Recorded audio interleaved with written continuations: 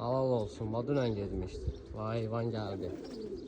Canavar geldi. Bakı qənti yarım. Kaçokum beni. Dünəncədən heyvan geldi.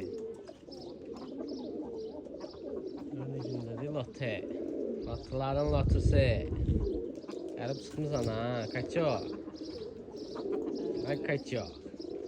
Kardeşten aldı sen akujeni ya. Ay kardeş haradasın? Lezzetinizle gözlü kuşlar. Dünən basa hər tutladım gəlmədi göydə. Bak canavar geldi. Kaçokun kaçoku. Halal olsun. Dedim azək gəlmədi. Ne oldu bundan xəbərlər çıxmıyor. Getdi sıra bir. Yanırsın. Allah yesin əriziniz. Saxsağanım mənim.